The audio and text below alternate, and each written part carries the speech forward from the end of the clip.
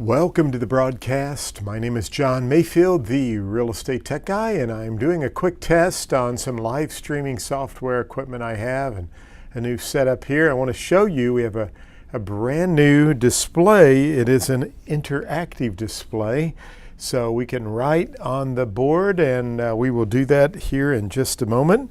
So appreciate you joining the broadcast. Thank you so much. We're going out to not only my Facebook personal account, but going to our Global Real Estate School Facebook account, my Business Tech Guy Facebook account. We're going to Twitter, and we've got a couple of YouTube channels, so we are streaming all over the place. So hopefully, I'm hopeful everything's working okay. So I want to remind you, if you are on YouTube, be sure and subscribe to our YouTube channel. If you have not subscribed, you need to do that. Go over to YouTube, click on the bell, and you'll be notified when we go live. You can search for us on YouTube at globalrealestateschool.com. Well, let's get right into today's math problem. And I want to work a problem for you that basically is a type of math problem you could very well see on the real estate exam. So as you can see with this problem, Susan Jim sold her home and she paid a 6% commission. Susan received a check after the commission was paid for $470,000. What was the selling price of the property? Now, don't make these kind of math problems keep you away from getting your real estate license, okay? Or don't let them discourage you from even, thinking about how am I going to pass the real estate exam, because they're not really that challenging of problems. And most of the math problems you will see on the exam, you can answer fairly easy by using what I call a T formula. So and lots of teachers have taught this T formula. So I'm just going to put a T here, and I like to always put some math symbols down. So you want to basically draw out your T problem, and then go ahead and put the math symbols on the problem. Now you will notice that I put an X here for multiplication, and I have my division sign up here in order to divide. Okay, so those are the two steps that we're going to see. Now, I'm going to erase all of this and come back here and just draw this T problem again. Again, I want you to put your math symbols on the T. Now, the way the T problem works is we have P on top for part, we have T at the bottom for total, and we have percent or rate right here. So percent or rate. Now, I'm going to just put part, and I'm going to type in total here so that you have both of that. Part and total, it all seems very fine, but what I like to teach my students is this: the smaller number goes on top, and the total represents the bigger number, okay? Now let's go back to the problem here. Susan sold her home and she paid a 6% commission.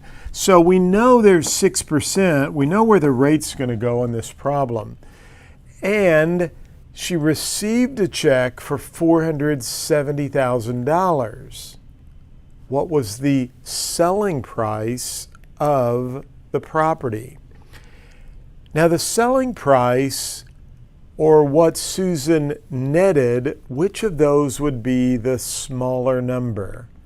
Would probably be what Susan netted, correct? And the problem tells us that she was paid $470,000. So I'm going to put $470,000 on top. And by doing that, what does my math tell me to do? It tells me to divide. Now, the problem runs into these types of problems to figure out what was this total or bigger number, is that we have to remember 470,000 is actually 94% of something. The answer, okay? So if you always, you always have to think that there's 100% that we're starting with. So if the commission rate was 6%, that would leave us 94%. Now, I always like to move my decimal over, and so I'm going to put 0.94 here. The problem now is just to take 470,000 and divide it by 0.94. I have my calculator right here. I thought I was all prepared. But when I take 470,000 and I divide that by 0.94, I get the answer of 500,000, which is the answer. Now, let's go back through this again, just so that you kind of know what we're working with here. And I just want to go over this. Anytime you see a problem like this, where they're looking at, here's what the seller netted, here's what the commission rate is, what was the total sales price.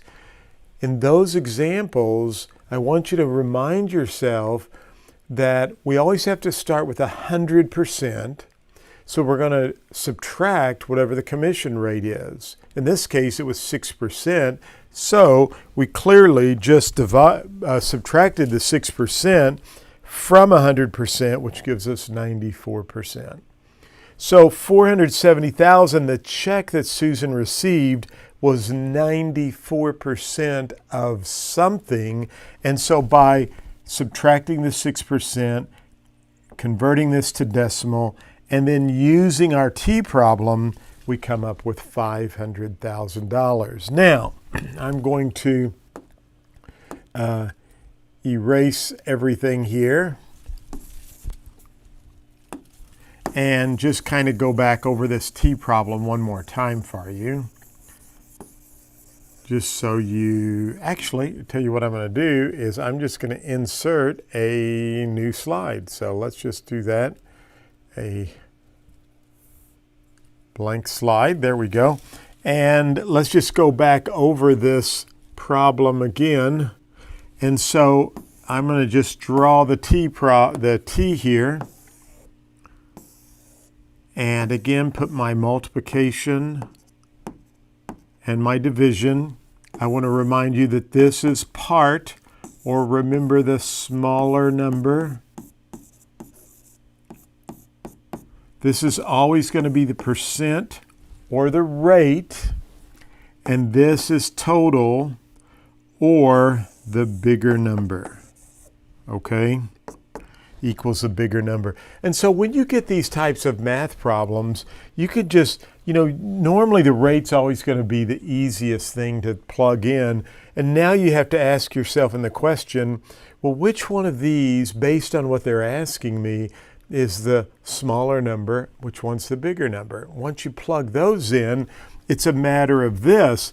If you have one of the top and one of the bottom, your math tells you to divide.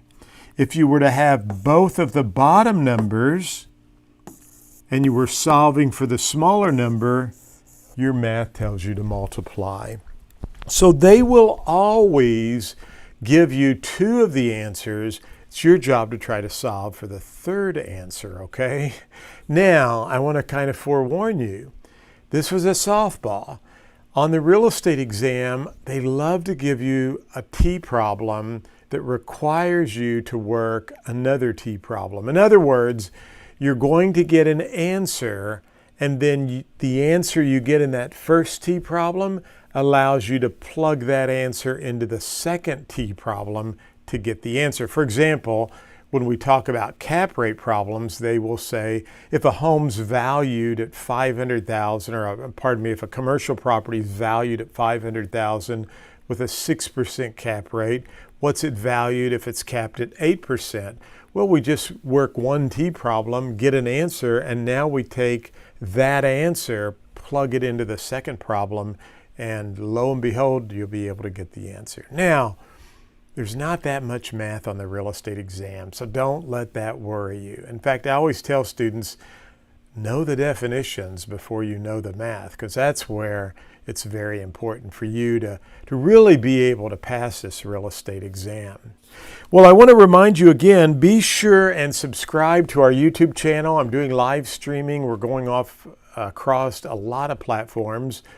Check us out at globalrealestateschool.com. We'd love to have you as a student. We're operating in several states now, and we help a couple of schools in a couple of other states, but you can find out all of the states that we are approved in. I have some great friends in Hawaii. I know you're watching on my Facebook page. We are approved in Hawaii. If you know somebody who wants to get their real estate license, tell them about Global Real Estate School. I have lots of friends in Florida. I am approved in Florida. Our course is a little different. We have lots of video. I have lots of audio feedback, audio throughout the entire course. And of course, I'm doing a lot of live streaming like I'm doing now for my students, so we do that as well. I'm going to be doing some live streaming over the next couple of weeks, really kind of trying to go through the entire course with many of our students. So if you're signing up or need help with the school, we invite you to join us for live streaming. We'd love to have you for that as well. And oh, by the way, if we are not approved in your state, I had someone today from Colorado. They wanted to know if I could help them there. Unfortunately, we're not approved in Colorado yet, but hopefully we will. I have checked into that, so a little bit more challenging in Colorado and a few states, but we have a product called My Real Estate Exam Coach.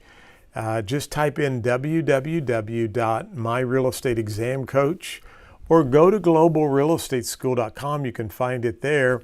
But I'm telling you what, that training module will help you pass the national portion in any of the states, all 50 states. We've had great success. I've had students who have gone to other schools, have taken the test 6 or 7 times. They bought My Real Estate Exam Coach and they passed the test. So I just created a lot of short coaching videos. There's lots of definitions. We have lots of practice questions. It's just very focused, concise. It's ideal for studying for the real estate exam. I thought it rocked already, but then my team helped me add a bunch of new questions and some new material. And I just am very excited about what one of my team members, Dan, has done. Dan, you've done a great job, so thank you for that. But Global Real Estate School, we would love to have you as a student. We'd love for you to tell others about Global Real Estate School. We want you as a student. We want you if you're as well. So again, the math is not that challenging. I've got lots of math videos on my YouTube channel. Check those out and subscribe to our Facebook page over at Global Real Estate School, or subscribe to our YouTube channel. We'd love to have you there as well. So thanks for watching. This was kind of a test video, so if anything went haywire or it's not streaming properly, well, my apologies, but hopefully all went well. So appreciate you watching, and we'll be back soon. Thank you.